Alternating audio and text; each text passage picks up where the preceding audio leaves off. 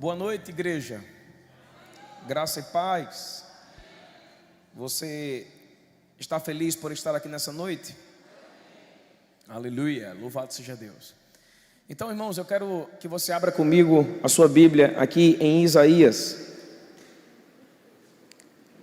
Louvado seja o nome do Senhor. Livro de Isaías, capítulo 53. Vamos falar hoje à noite sobre Jesus. Quantos conhecem Jesus aqui? Amém? Glória a Deus. O que é que Ele tem falado para você? Se você conhece Ele, Ele tem falado com você nos últimos dias? Bem? E o que é que Ele tem dito? Aleluia. Se você conhece Ele e Ele tem falado com você, então Ele tem falado alguma coisa, né? O que é que Ele tem dito a você? Aleluia. Deus é bom. Versículo 1 de Isaías capítulo 53.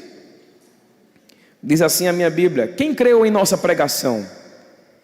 E a quem foi revelado o braço do Senhor? Porque foi subindo como um renovo perante ele, como a raiz de uma terra seca, não tinha aparência nem formosura. Olhámo-lo, mas nenhuma beleza havia que nos agradasse. Era desprezado e o mais rejeitado entre os homens, homem de dores, e que sabe o que é padecer.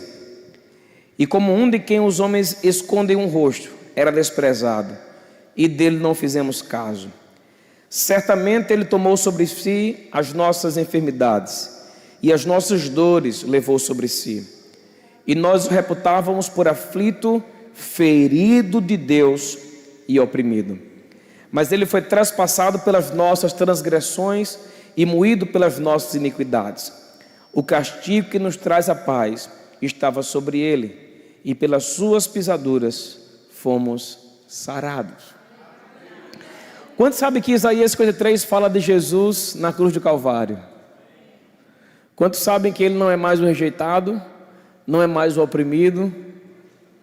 Ele não é mais aquele, queridos, que esteve desfigurado naquela cruz. Pelo contrário, não sei se a sua Bíblia fala, mas a minha Bíblia diz que ele ressuscitou. Aleluia. Versículo 10, a Bíblia diz assim, todavia ao Senhor agradou moê-lo, fazendo-o enfermar. Quando der ele a sua alma como oferta pelo pecado, verá a sua posteridade e prolongará os seus dias, e a vontade do Senhor prosperará nas suas mãos. Ele verá o fruto do penoso trabalho da sua alma e ficará satisfeito.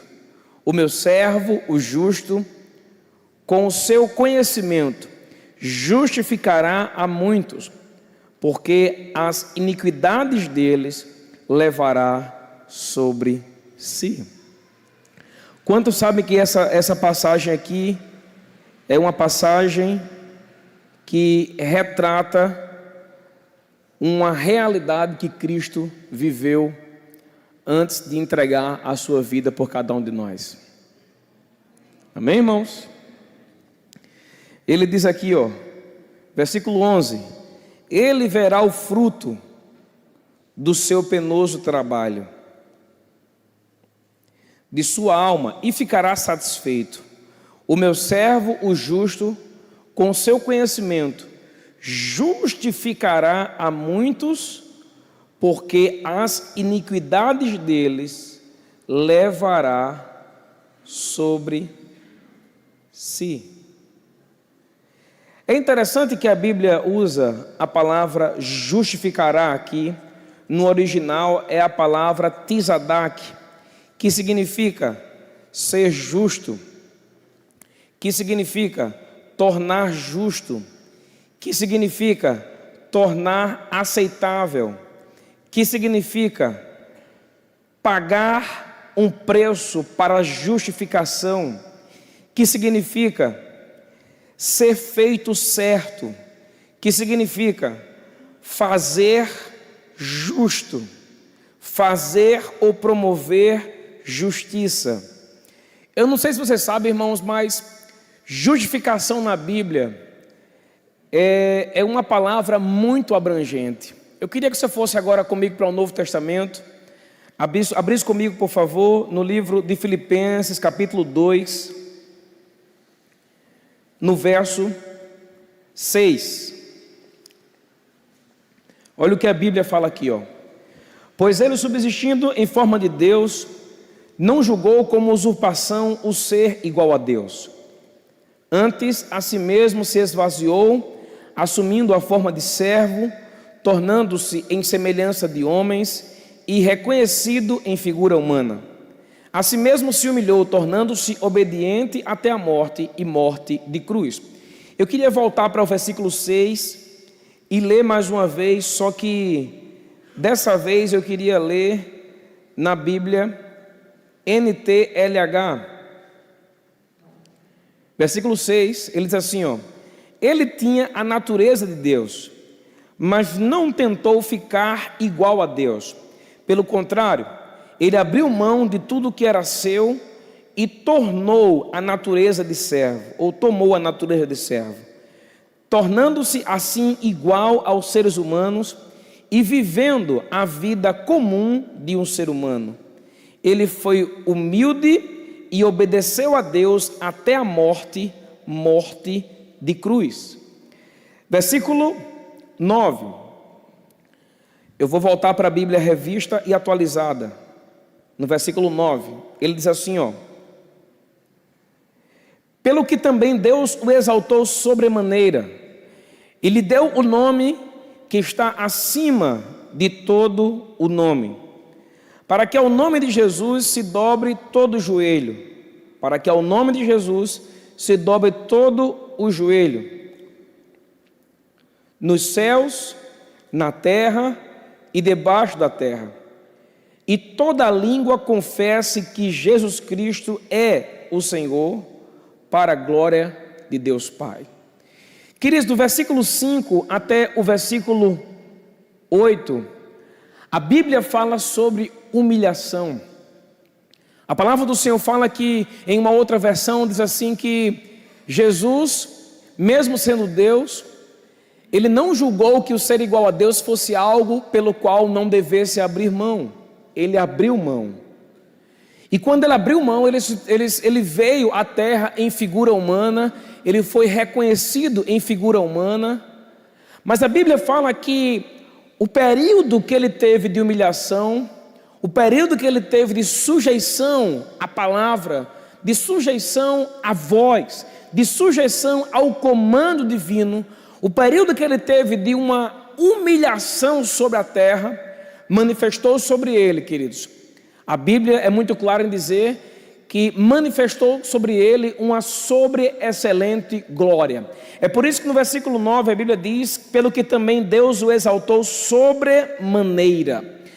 Jesus não ficou na cruz do Calvário, Jesus não ficou na morte, Jesus não ficou na humilhação, Jesus não ficou no opróbrio, Jesus não ficou na vergonha, Jesus não ficou na doença, Jesus não ficou na pobreza, Jesus não ficou na morte, Jesus não permaneceu ali, como a Bíblia fala, em um dado momento que ele foi ao inferno. Ele não ficou no inferno, mas a Bíblia diz que pelo poderoso poder do Senhor, a Bíblia fala que Deus usou o seu supremo poder para ressuscitá-lo.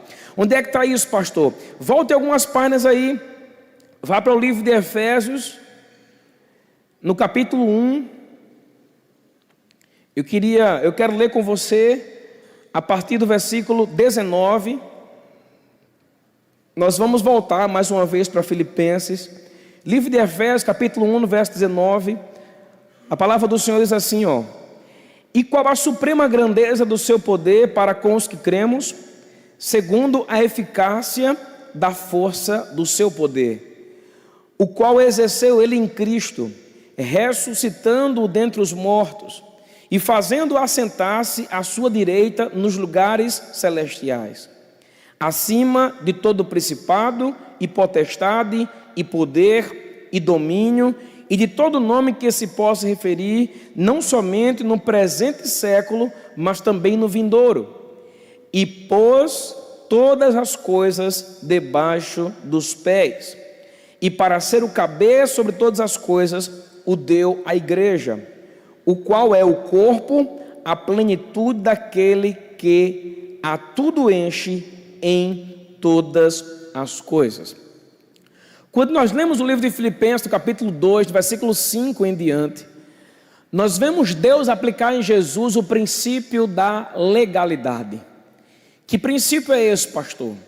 É um princípio que dizia que para que o Filho do homem, para que o Filho de Deus, ele pagasse pelo pecado da humanidade, ele primeiro precisaria assumir a forma de homem.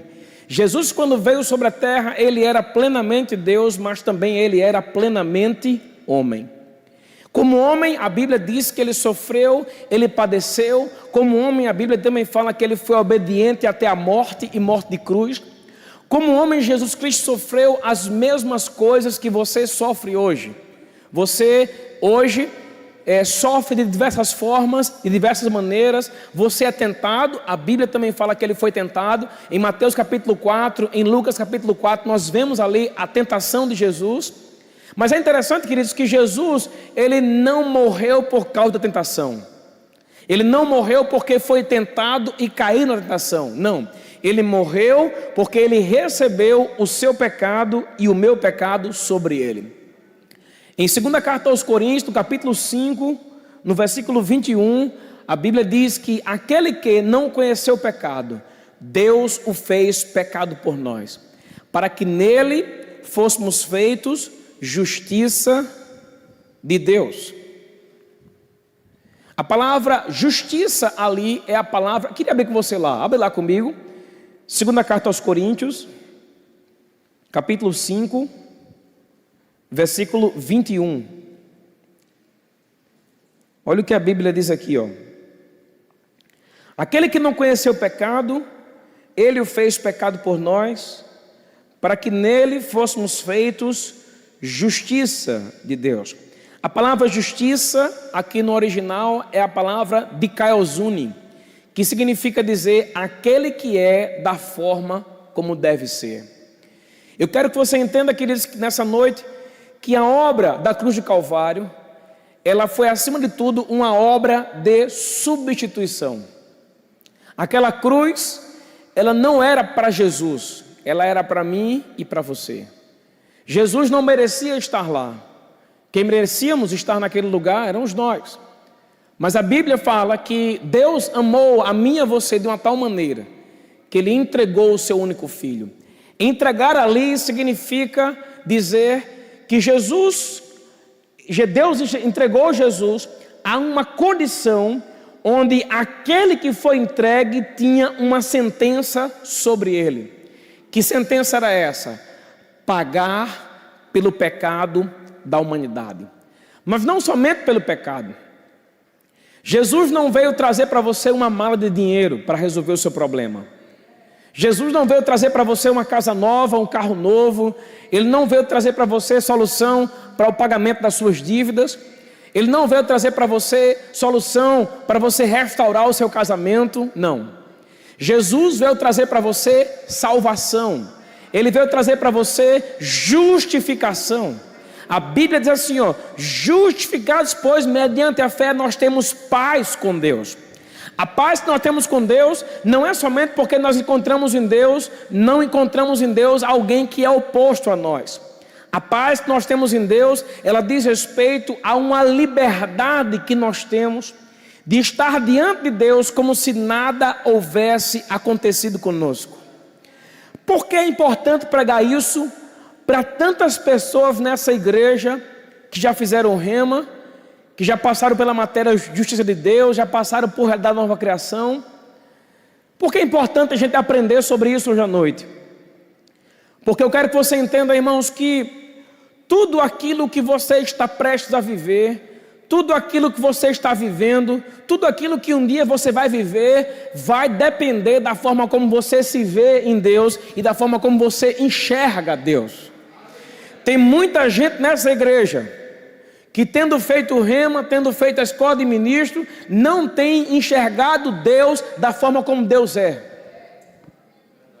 Eu quero lembrar você que acima de tudo, Deus é o seu Pai.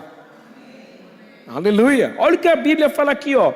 Aquele que não cometeu pecado, ele o fez pecado por nós, para que nele fôssemos feitos justiça de Deus. Como eu falei, a palavra justiça aqui no original é a palavra de Calzune, que significa dizer, aquele estado daquele que é, da forma como deve ser, condição aceitável diante de Deus. Todos nós aqui, irmãos, que entregamos a nossa vida ao Senhor, nós temos uma condição aceitável diante de Deus, e isso nos garante salvação com relação à eternidade. Isso nos garante que nós vamos ter vida eterna com o Senhor, mas isso também nos garante alguns benefícios para desfrutarmos do momento presente, porque salvação não diz respeito somente a um dia quando você morrer e você não ir para o inferno. Salvação também diz respeito ao fato de hoje você desfrutar de plenitude com relação ao seu relacionamento com o Senhor. Salvação também significa dizer que você é alguém livre. Você inclusive é livre para todas as coisas. Mas o apóstolo Paulo diz que você não deve fazer uso da sua liberdade para dar ocasião à carne.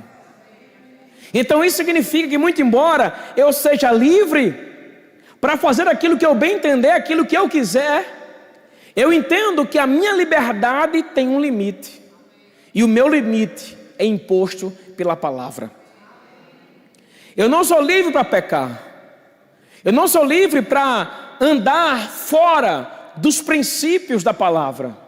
Não, pelo contrário. A minha liberdade, irmãos, é uma liberdade para viver uma vida plena em Deus. Uma vida plena em Deus. Volta lá para o livro de Efésios, do livro de Filipenses, capítulo 2. Volta lá. Filipenses capítulo 2, mais uma vez. Volta para o versículo 9. Aleluia. Filipenses 2, 9. Olha o que ele fala aqui, ó. Pelo que também Deus o exaltou sobremaneira e lhe deu o nome que está acima de todo o nome. Se o nome de Jesus está acima de todo nome, então isso significa dizer que o nome dele está acima do pecado, seja ele qual for. O nome de Jesus está acima do adultério, o nome de Jesus está acima da prostituição, o nome de Jesus está acima da lascívia, o desejo desenfreado, né, por sexo, de forma errada. O nome de Jesus está acima da luxúria, o nome de Jesus está acima da mentira. O nome de Jesus está acima de toda qualquer doença que você possa nomear. O nome de Jesus está acima de toda e qualquer dificuldade. A Bíblia diz que em Cristo nós já somos. Romanos capítulo 8, versículo 37, na parte A, a Bíblia diz que em Jesus nós somos mais do que vencedores. Aquele dia em que você está mais detonado na igreja, eu quero dizer a você, ainda assim você é mais do que vencedor.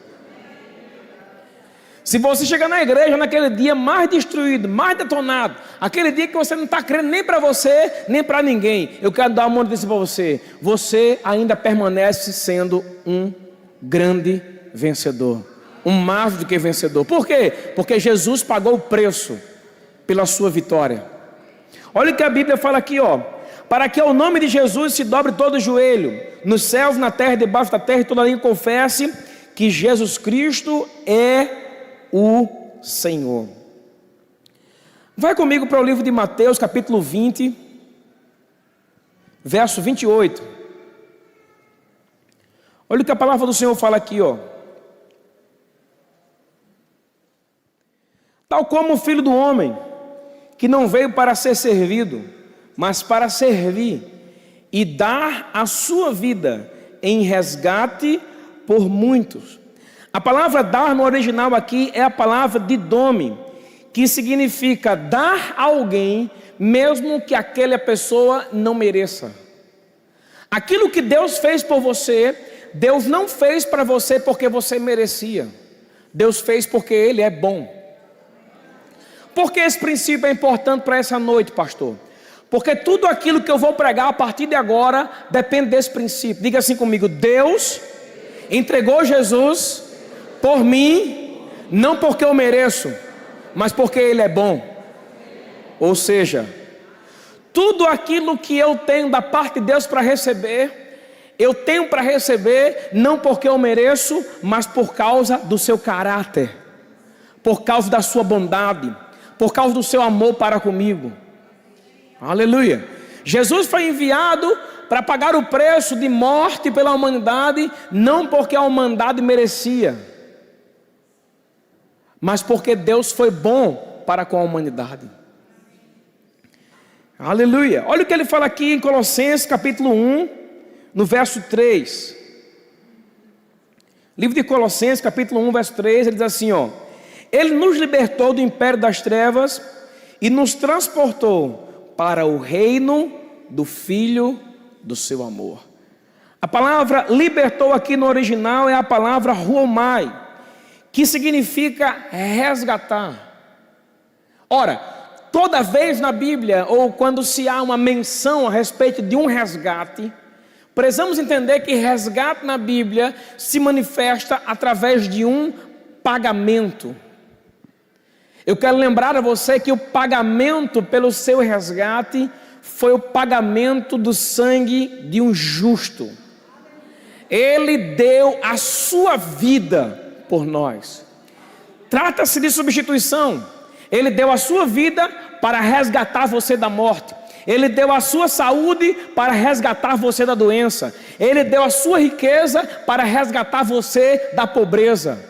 Ele ocupou o seu lugar de maldito para que você fosse abençoado.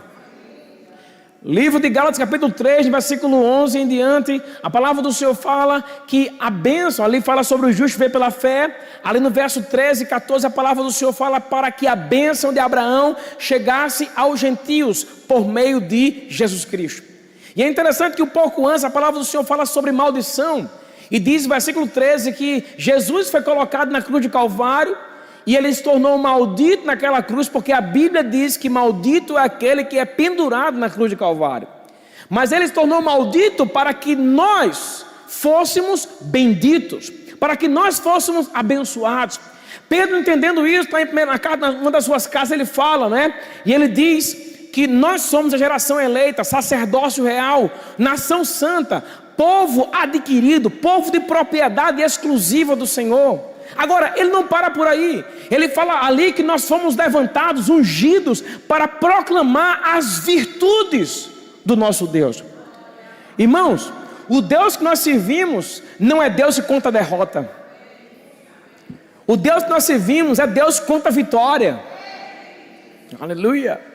Sabe, se você é ungido por Deus, se você é nação santa, se você é sacerdócio real, se você é povo de propriedade exclusiva do Senhor, eu quero dizer a você, você não foi ungido para contar derrota. Você foi ungido para contar vitória. Você foi ungido, meu irmão, para proclamar as virtudes. Quais são as virtudes? Virtudes são características. Virtudes, irmão, ali fala sobre o caráter de Deus. Proclamar a bondade de Deus, proclamar o amor de Deus, proclamar a misericórdia de Deus. O que o Senhor fez por você? Ele fala aqui, ó, e Ele nos libertou do império das trevas. Império é imposição. Mas a Bíblia fala que Ele nos transportou desse império e Ele nos transportou para o reino. A palavra reino aqui no original é a palavra basileia, que traz para nós não vivemos isso plenamente no Brasil, mas a palavra basileia ali significa poder real. Eu me lembro quando o Senhor fala em Romanos, capítulo 5, no verso 19. Queria que você abrisse lá comigo, por favor. 5,17, desculpe. Vai lá. Livro de Romanos, capítulo 5, no verso 17. A palavra do Senhor diz, tudo aqui está interligado, tá? Se pela ofensa de um e por meio de um só reinou a morte, muito mais os que recebem a abundância da graça e o dom da justiça reinarão. Diga comigo assim, reinarão. Aleluia. Reinarão aqui é a mesma palavra usada no versículo anterior. É a palavra basileu, que significa exercer, executar, andar. Em que, pastor? Poder real. O que significa dizer, pastor, que nós vamos exercer poder real? Significa dizer, irmãos, que tudo aquilo pelo qual Deus mandou a gente reinar, devemos reinar. Reinar em vida significa dizer que você vai reinar sobre a doença, que você vai reinar sobre a pobreza, que você vai reinar sobre a falta, que você vai reinar sobre o pecado, que você vai reinar sobre a miséria, que você vai reinar sobre o pensamento ruim, que você vai reinar sobre a falta de desejo de ir para a igreja, que você vai reinar sobre qualquer doença, seja ela de ordem natural, seja ela de ordem espiritual, seja ela de ordem mental. Jesus pagou um preço, irmão, até mesmo pelos depressivos. Se você tem uma doença psicossomática hoje, se você tem uma doença de depressão, se você está sofrendo com isso, eu quero dizer a você, Jesus pagou um preço por você. Aleluia. Se você é alguém dependente de remédio, eu quero dizer a você, Jesus pode libertar você dessa praga, desse remédio, irmão. Enquanto Ele não liberta, o remédio é uma bênção. Aleluia. Amém? Aleluia. Eu não estou querendo lançar minha fé aqui para ninguém, mas uma coisa é certa, você pode exercer a sua fé, crescer em Deus, para um dia, você olhar para o remédio e dizer assim, não vou mais tomar isso. Aleluia. A Bíblia fala, aquele que tem fé, tenha para si mesmo. Onde abundou o pecado, onde abundou o pecado, superabundou a graça de Deus. Sabe, nas áreas da sua vida em que você está mais sofrendo, se prepara para uma avalanche de Deus nessa área. A palavra do Senhor diz que em lugar da vergonha tereis dupla honra. Sabe o que significa dizer isso, irmão? No lugar onde você é afrontado, você vai se alegrar. A área em que você recebe afronta, você vai se alegrar e você vai se levantar e dizer, nessa área eu sou mais do que vencedor, nessa área eu posso todas as coisas, porque há alguém que me fortalece. Sabe, irmão, o diabo não pode derrubar aquele a quem Deus colocou de pé. O diabo não pode derrubar aquele a quem o Senhor colocou de pé. Se o Senhor colocou você de pé hoje à noite, eu quero dizer a você, permaneça de pé. Porque o poder de Deus é maior do que o poder do diabo. O poder de Deus para levantar é maior do que o do diabo para derrubar. Porque maior é quem está em nós. Maior é quem está em nós, irmão. Aleluia. Olha o que a Bíblia fala aqui, ó. Se pela ofensa de um por meio de um só reinou a morte reinou durante um tempo. Mas aí ele fala aqui, ó, muito mais os que recebem. Eu preguei essa palavra aqui há muito tempo. Receber é o que, pastor? Receber é lambano, que significa pegar com a mão. Receber é lambano, pegar com a mão. Irmão, esse é um dia de você pegar com a mão as coisas. Esse é um dia, sabe por quê? Aqui no Verbo da Vida, a gente está na cadeira sentado. Aí quando tem uma palavra, aí a gente está aqui sentado e a gente fala assim, eu recebo. Sabe o que é isso, irmão? É pegar com a mão. Pegar com a mão a sua cura, pegar com a mão a sua vitória, pegar com a mão, irmão, essa área que o diabo está afligindo você, dizendo a você, eu vou te envergonhar, eu vou envergonhar você. Aí tu se levanta mais forte e vai dizer assim, não vai não, porque maior é quem está em mim, maior o poder de Deus para destruir as suas obras, diabo. A palavra do Senhor diz, irmãos, que nós fomos revelados, sabe para quê? Nós fomos levantados para desfazer as obras do diabo. Oh, aleluia! Aleluia! Aleluia! É, meu filho, olha quem fala aqui, ó. Muito mais os que recebem. Ei, o verbo aqui está no presente. Sabe, o sacrifício foi no passado. O que ele fez por mim e por você ficou lá no passado. Já aconteceu. Mas ele fala aqui sobre receber, ele não fala no passado, ele fala no agora, ele fala no presente. Então isso quer dizer o que, pastor? Quer dizer que eu acesso Deus na ocasião oportuna, eu acesso Deus para receber, eu acesso Deus para receber, eu acesso Deus para receber. Receber o que, pastor? Receber perdão pelo meu pecado. Receber, sabe, aleluia, cura, receber saúde. Eu acesso Deus para receber, sabe o que? Misericórdia. Eu acesso Deus para receber, sabe o que? Ousadia. Naquele dia em que o diabo, sabe, está afrontando você, ele está dizendo para você que as coisas não vão se manifestar. Aí você fica lá, né, oprimido, recuado. Aí de uma hora para outra, meu irmão, se levanta um leão de dentro de você. Sabe aquela palavra, maior é quem está em mim. meu lugar não é aqui, a minha forma de agir não é essa, a minha forma de ser não é essa. E aí, meu irmão, você levanta 2 vezes mais forte. Sabe por quê? Porque em lugar da vergonha, dupla honra. Aleluia, aleluia, oh aleluia. Meu Deus do céu, olha o que a Bíblia fala aqui, ó. Versículo 6 de Romanos 6. Vai lá comigo, por favor. Livro de Romanos, capítulo 6. Volta aí. Quer dizer, uma página para frente. Romanos 6, 6. Sabendo isto, que foi crucificado com ele o nosso velho. Oxê. Foi crucificado com quem, irmãos? Com Jesus. O quê? O seu velho homem. A sua velha natureza. Aquele homem mentiroso. Aquela mulher mentirosa, fofoqueira. Aquele homem, irmãos, que traía a esposa. Aquela mulher que traiu o marido. Ei, foi crucificado com ele. Ei, aquele velho homem, irmão, que não valia R$1, que não valia nada, foi crucificado com ele. Ei, deixa eu te falar uma coisa. A Bíblia fala que você é uma nova criatura. Se você é uma nova criatura, produza frutos dignos do arrependimento que você teve. Porque eu vou dizer uma coisa, a Bíblia fala que se você está nele e não produz fruto, ele vai fazer o quê? Ele vai cortar você. Cortar ali é estipar. A palavra cortar ali, ela vem do original, que significa estipar, colocar para fora, desconectar. Mas se você está dando fruto, a Bíblia fala que ele vai o quê? Podar. Podar ali é um tipo de poda para produzir mais fruto. Podar ali é um tipo de ação divina. Para quê, pastor? Para que a gente se torne mais forte. Uma árvore, quando ela recebe uma poda, no primeiro momento parece que é fraco, parece que está ali, sabe, maltratando a bichinha.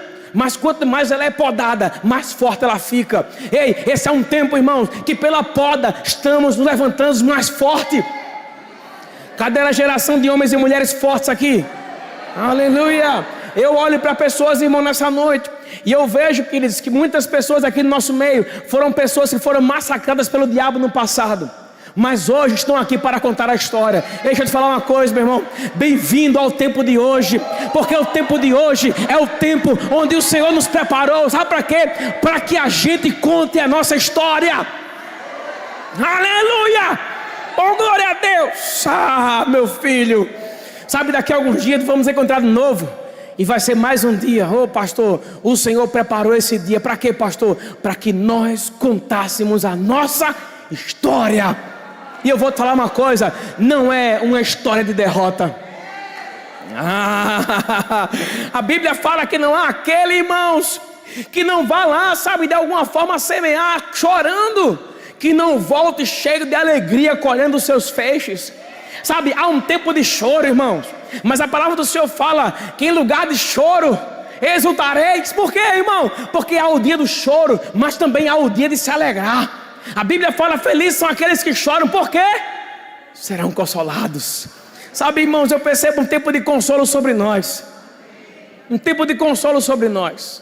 Sabe, quando fala sobre consolo ali, o consolo não é só como uma mãe pega um bebê para, sabe, colocar o menino no colo, sabe, e ele parar de chorar. O consolo é o cuidado. O consolo é o cuidado de Deus sobre nós, irmão. Sabe o que é o cuidado de Deus? O cuidado de Deus, queridos, é quando você muitas vezes vai olhar e você vai perceber o que a palavra do Senhor fala. A gente olha, né, para Jesus. O único momento que a Bíblia fala que o Senhor, ele se apartou de Jesus, foi no momento da cruz do Calvário. Em todos os outros momentos, lá estava Deus com ele. A palavra do Senhor diz, irmãos, que aquilo que ele fazia, o Senhor fazia acontecer. Aquilo que ele falava, o Senhor fazia acontecer. Ele mesmo fala, eu faço o que eu via o meu pai fazer. Ele mesmo fala, as obras que eu faço, eu não as faço de mim mesmo, mas eu faço através de quem? Através do Pai. Ele entendia, o Pai estava com ele. Meu irmão, vou te falar uma coisa, não há motivo hoje à noite para se entristecer com nada, viu? Sabe por quê? Porque Ele está conosco. Aleluia, aleluia, Ele está conosco. Diga assim, Ele está comigo. Ele está comigo.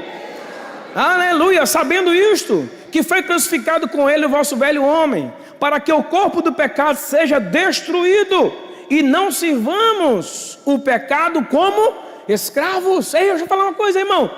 Esse novo estilo de vida que o Senhor chamou você para viver, não é uma vida de pecado. Não é uma vida. Deixa eu te falar, irmão. O pecado é como alguém que está na porta e tem alguém do outro lado batendo. O pecado ele só entra quando você abre a porta, irmão. Porque uma coisa é certa: quando você entregou a sua vida ao Senhor, quando você entregou a sua vida ao Senhor, quando você recebeu Jesus, quando você se tornou uma nova criatura, Deus colocou em você ferramentas para vencer o pecado. Deus colocou em você ferramentas para acabar com todo e qualquer pecado que aconteceu na sua vida no passado, no presente, ou que pode acontecer no futuro. Deus colocou. O que tem que fazer, pastor? Usar. A Bíblia fala: fuja da aparência do mal, fuja do pecado. Pecado não é o que você enfrenta, pecado não é o que você lida com ele, que você fica dizendo: oh, que coisinha mais bonita. Vai lhe pegar, meu filho. Pecado é algo que você manda para longe. Pecado é algo que você pega, ó, vai para lá, meu filho, e corre. Por quê, irmão? Porque a Bíblia fala: fuja. Fuja. Se está acontecendo, irmão, de pessoas aqui estarem debaixo de condenação, condenação se manifesta por causa do pecado. O que é que tem que fazer, pastor? Pedir perdão ao Senhor. Quando você pede perdão ao Senhor, na mesma hora, irmão, Ele lhe purifica. A palavra do Senhor diz em 1 João capítulo 1, versículo 9: se dissermos que não temos cometido pecado, nos enganamos, e a verdade de Deus não está em nós. Se todavia confessarmos nosso pecado a Deus, Ele é fiel e justo para nos perdoar os pecados e nos purificar de toda injustiça. Irmão, uma vez que nos tornamos puros, a pureza manifesta a ousadia. A pureza, ela abre espaço, irmão, para o poder de Deus se manifestar. Sabe, quando uma pessoa está debaixo de pureza, quando uma pessoa ela não tem condenação sobre ela se torna alguém ousada. Sabe aquele versículo que a Bíblia diz que o inimigo vem contra você por um caminho, mas por outro ele vai fugir?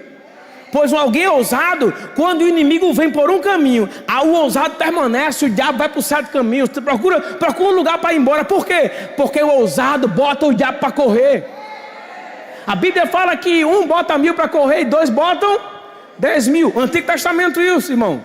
Imagina o Novo Testamento. Imagina o crente do Novo Testamento, queridos. O crente do Novo Testamento, irmão, que é ungido, que sabe que é ungido, ele não deixa o diabo permanecer na presença dele. Ele não deixa.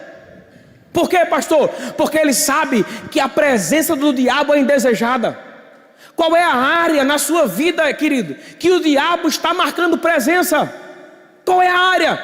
Eu quero dizer a você: manda esse prego embora, manda esse desgraçado embora, irmão. Sabe por quê? Porque a sua vida não pertence a você, a sua vida pertence ao Senhor. Olha o que ele fala aqui, ó: para que o corpo do pecado seja destruído e não sirvamos o pecado como escravo, porquanto quem morreu está justificado do... Quantos aqui já morreram? Tem gente que não gosta de falar de morte não, né? Nós já morremos, irmão. Agora, uma pessoa que já morreu, por que o pecado iria tentar ela, se ela já está morta? Por que doença iria se manifestar? Como é que doença se manifesta em um corpo morto? Como é? Como é que um corpo morto recebe tentação? Como é que um corpo morto, irmão, ele de alguma forma vai usufruir de desgraça? Ele não usufrui. Sabe, muitas áreas, irmão, a gente não está conseguindo usufruir da plenitude de Deus, porque a gente não morreu ainda para a gente mesmo. E chegou o dia de você morrer, e é hoje, meu filho. Está aí o tempo da administração. Chegou o dia da sua morte, e o dia da sua morte é hoje. Morrer para quê, pastor? Morra para si mesmo. Morra para os seus achismos. Morra para o pecado, meu filho. Porque, queridos, não é possível. Nós começamos a falar aqui sobre o sacrifício que Ele fez por nós. Sacrifício esse, meu irmão, gigante, viu? A gente não pode tornar vão esse sacrifício. E a gente torna vão esse sacrifício quando a gente não corresponde ao que Ele fez por nós. Sabe que até mesmo andar fora da fé é não corresponder ao sacrifício. Quando você não... Olha, pastor, eu cheguei aqui na igreja hoje, eu estou só o caldo, pastor. Olha, fé, meu filho, nem fala sobre fé, que fé já foi embora. Pois está em pecado você.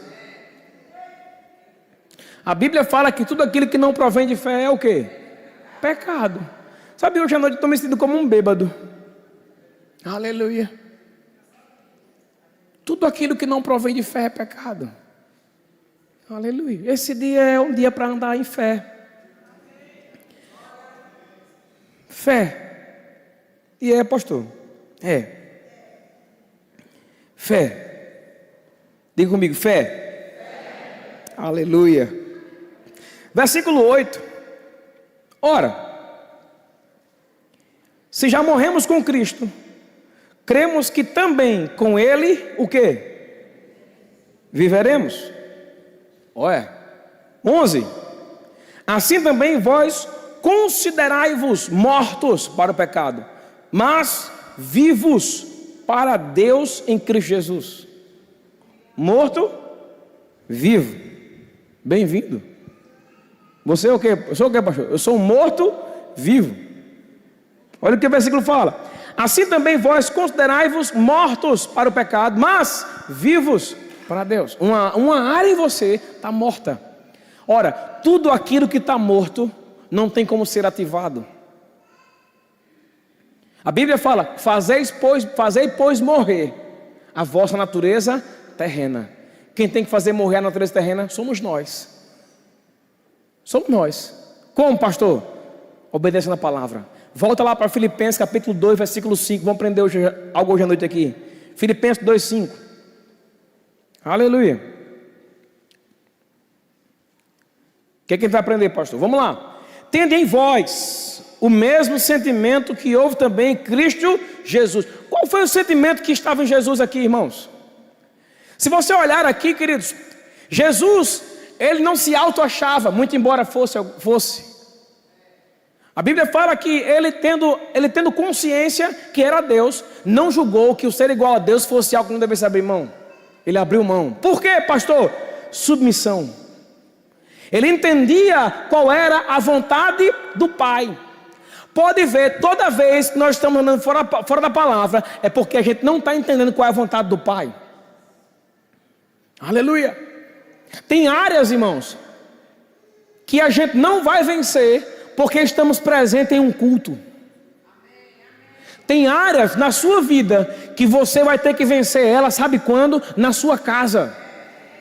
Quando o diabo estiver mantendo você dentro de um quarto, fechado, trancado, em cima de uma cama, sem vontade de fazer nada, é lá naquele lugar onde você tem que vencer o diabo. Porque vencer o diabo na igreja é fácil. Aqui tem uma unção que dá vontade de correr, dá vontade de pular, dá vontade de, sabe, fazer um monte de coisa. Aqui tem uma unção. Mas deixa eu te falar, você tem uma unção que pode ser ativada dentro do seu quarto, na sua casa. João falou assim, ó: vós tendes a unção que vem do santo. Há uma unção em você que vem de Jesus, irmão. Essa unção, ela levanta você. Essa unção capacita você. Essa unção não permite que você fique lá se lamuriando. Não, meu filho, ative essa unção hoje à noite.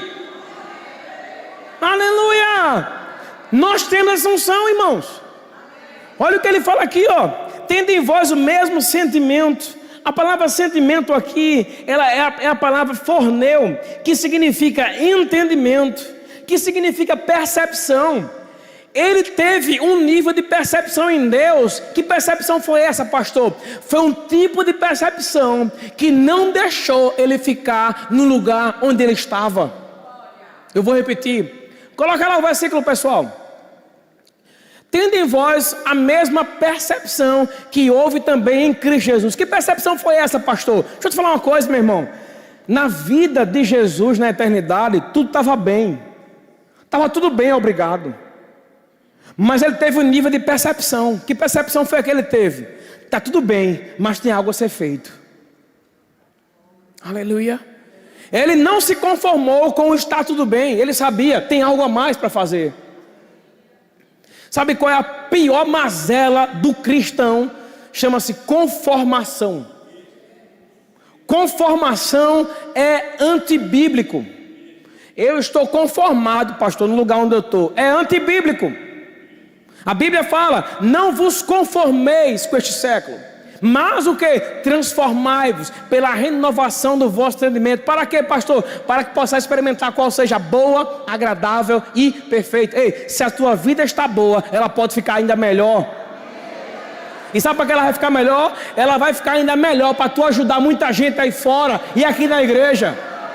Aleluia, receba isso, irmão. Aí a Bíblia fala aqui, ó, tendo em vós o mesmo que sentimento, a mesma percepção. Qual foi a percepção que ele teve? Vamos lá, versículo 2, ele fala aqui, ó. Versículo 6, desculpe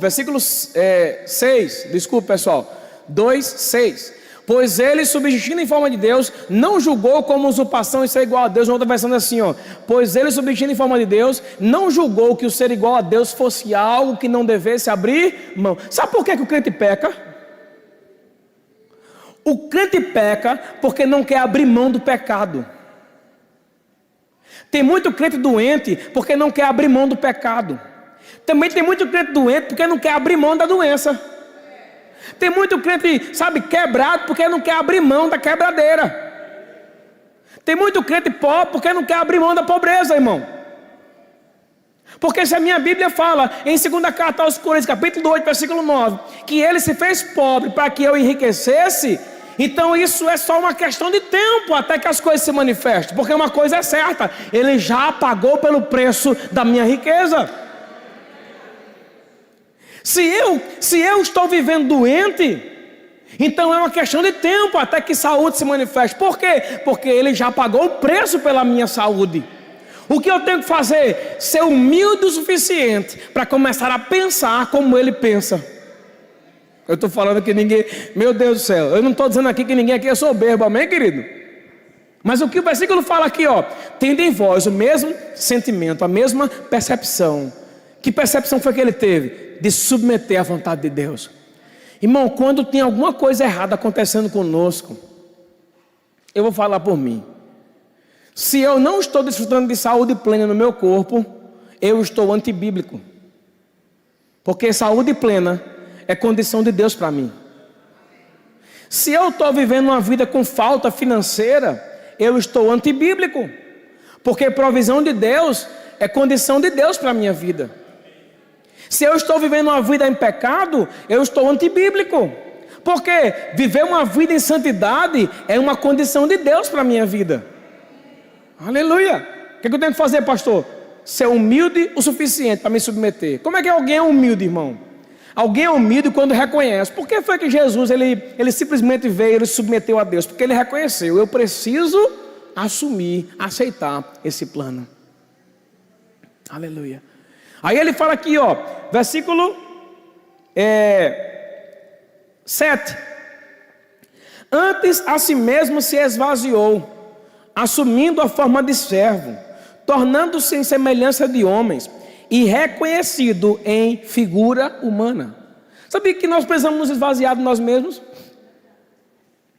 A gente tem desejo, a gente tem sentimento, a gente tem um monte de coisa. E muitas vezes não estamos desfrutando do melhor de Deus, porque está com acúmulo de muita coisa dentro de você. Aleluia. Tem gente aqui que está insistindo em coisas que não deveria insistir mais.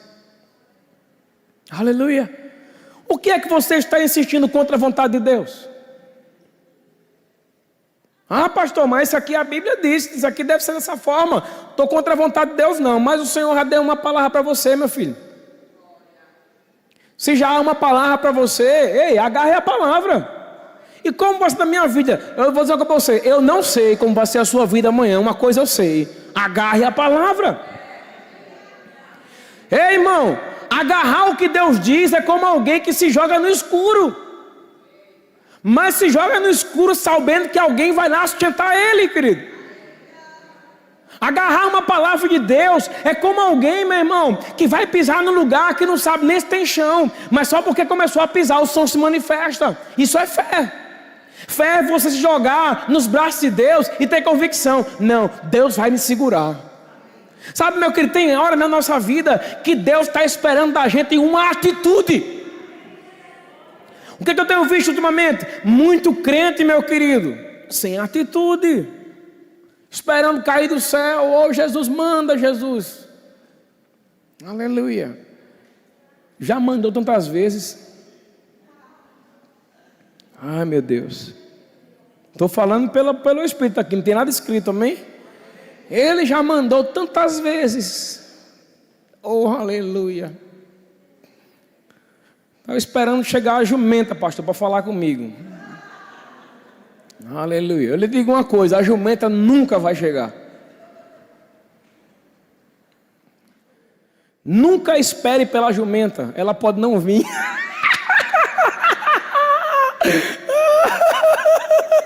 Eu vou repetir: nunca espere pela jumenta, ela pode nunca chegar.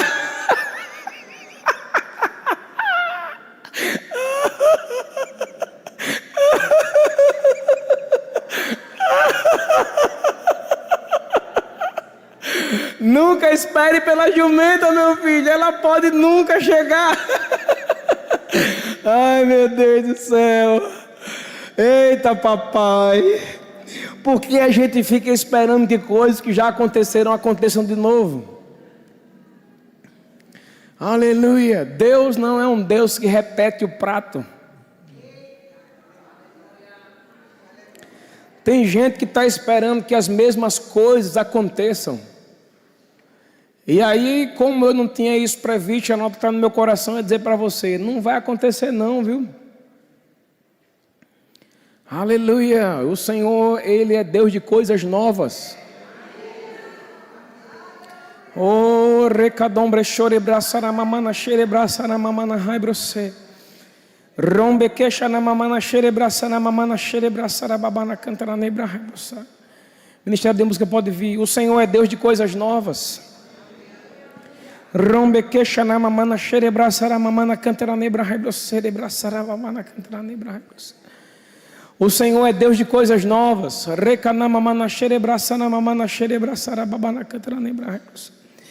Eis que eu faço novas todas as coisas, diz a palavra do Senhor.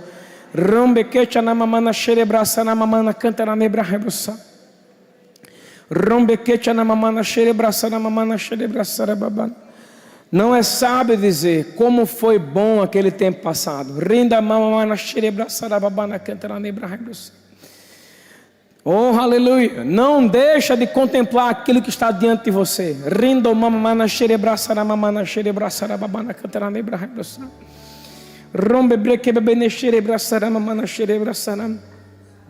Assim mesmo se humilhou, tornando-se obediente até a morte e morte de cruz. Pelo que também Deus o exaltou sobremaneira, Ele deu um nome que está acima de todo nome, para que ao nome de Jesus se dobre todo o joelho, no céu, na terra, debaixo da terra, e toda língua confesse que Jesus Cristo é o Senhor, para a glória de Deus Pai. Verso 12 diz assim: assim, pois, amados meus, como sempre obedecestes, não só na minha presença, porém muito mais agora na minha ausência, desenvolvei a vossa salvação com temor e tremor. Aleluia. Sabe, quando ele fala com temor e tremor, ele está falando com consideração e com reverência. Não existe nada no reino de Deus que não tenha se manifestado de forma plena, sem que haja uma disposição intensa em buscar, em estar, em ser. Aleluia. A Bíblia fala que o reino de Deus é tomado por esforço, e aqueles que se esforçam se apoderam dele. Aleluia. Ei, essa área na sua vida não tem como vencer sem esforço. Mas pastor, a Bíblia diz que Jesus já pagou o preço. Sim, ele já pagou, mas ele não pagou pelo preço do seu esforço. Ele não pagou pelo preço do seu empenho. Existem coisas, irmãos, que nós precisamos nos empenhar em Deus. Aleluia. O apóstolo Paulo falou: esquecendo das coisas que para trás ficam e avançando para as que diante de mim estão, eu prossigo para o alvo. Ali dá uma ideia de alguém que prosseguia, de alguém que não parava, de alguém que permanecia andando em direção a algum lugar. E quanto esforço nós vemos na vida daquele homem. Quanto esforço Paulo colocou, irmãos, em perigos, em perigo de naufrágio, em perigo de espada, em perigo de morte, mas ele permaneceu firme, ele não desistiu. Sabe, irmãos, existem áreas na nossa vida que elas não vão mudar enquanto não houver esforço da nossa parte. Se é pecado, não vai mudar enquanto não houver esforço para transformar, disciplinar o seu corpo, disciplinar a sua mente. Se você não se empenhar para mudar essa área, Deus não tem como agir em você nessa área. Esforço. Aleluia. Nós precisamos buscar, irmãos, a Deus e ficar abertos às revelações que Ele tem para nós. Revelações com relação a tudo na vida, revelação com relação à nossa vida pessoal, revelação com relação à igreja, revelação com relação ao ministério, revelação com relação a alguma área que porventura tenhamos que exercer fé, revelação com relação ao trabalho, revelação com relação a tudo, irmão. Deus, Ele é um Deus que nos dá discernimento, Ele é um Deus que não nos deixa enganados. Aleluia. A palavra do Senhor diz que Ele revela oculto e escondido. Eu oro nessa noite para que escamas que estão nos nossos olhos, elas possam cair por terra na autoridade do nome de Jesus. Escamas que nos impedem de ver, de contemplar a graça, o poder do Senhor, mas também de contemplar a sua presença. Eu oro para que caiam por terra na autoridade do nome de Jesus. Eu declaro, Pai, que todo peso, todo embaraço, todo pecado, Pai, que tem rodeado a nossa vida, principalmente, Pai, com relação a pecado, tem rodeado a vida de pessoas aqui nessa noite. Eu declaro nessa noite, Pai, aleluia, liberdade. Eu chamo liberdade nessa noite, Pai. Eu declaro, Pai, que essa pessoa vai morrer para o pecado. Morra para o pecado. Morte para o pecado, Pai. Morte para cada área em nossa vida que não atrai o Senhor. Morte em cada área, Pai, que distancia o Senhor de nós. Morte, Pai. Eu declaro nessa noite, eu oro por sensibilidade. Sensibilidade, olhos para enxergar, ouvidos para ouvir, Pai. Não só aquilo que a voz humana e natural fala, mas principalmente, Pai, eu oro por sensibilidade para que nós venhamos ouvir a sua voz. Eu oro por essa igreja, Pai, como pastor, como líder, Pai, espiritual desta igreja. E eu clamo nessa noite, Pai, por liberdade. Liberdade para que eles possam ouvir, liberdade para que eles possam falar. Liberdade, Pai, uma igreja livre, uma igreja justa, uma igreja, Pai, que anda na verdade, uma igreja, Senhor, que não se embaraça, mas que permanece livre, que permanece de pé, porque sabe que tem confiado, sabe que tem crido, Senhor. Muito obrigado. Eu mando embora nessa noite, Pai, toda apatia, toda aversão ao seu evangelho, toda hipocrisia, todo olho altivo, eu mando embora na autoridade do nome de Jesus. E eu chamo nessa noite, Pai, uma igreja sensível à sua voz, em nome de Jesus, Pai. Todo olho conflitante, todo ouvido conflitante, toda mente conflitante, Pai, toda mente que não consegue discernir entre as palavras que vêm do Senhor e aquelas que vêm do diabo, por mais distintas que sejam, Pai, eu oro para que esses conflitos, Pai, eles possam dar lugar a um nível de entendimento ainda maior. Eu oro nessa noite, Pai, por substituição. Eu declaro, Pai, que a opressão, eu declaro, Pai, que a dificuldade não vai parar a igreja Verbo da Vida Canaã. Pelo contrário, eu creio e declaro que essa igreja nessa noite, ela está se levantando muito mais forte. Força para ganhar, força para conquistar, força para avançar, força para permanecer, força para não retroceder, força para estar firme, força para orar. Aleluia. Que nós venhamos, Pai, discernir o tempo, discernir as fases que nós estamos vivendo. Que o medo do futuro, Pai, não seja um fator que vai impedir a nossa vida. Pelo contrário, eu oro nessa noite, Pai, para que haja uma forte convicção das coisas que estão por vir, porque o nosso futuro é glorioso. Algo extraordinário nos espera. Aleluia. Amanhã é segunda-feira, Pai, dia 6 de novembro. Hoje ainda é dia 5. Até o final do dia, algo extraordinário nos espera. Amanhã teremos a segunda-feira gloriosa, porque assim usamos a nossa boca para proclamar e para declarar que a nossa semana será uma semana vitoriosa. Aleluia. Sua palavra diz, Pai, que a boca do justo é manancial de vida. Eu oro por uma igreja consciente, Pai. Aleluia. Muito obrigado, Senhor.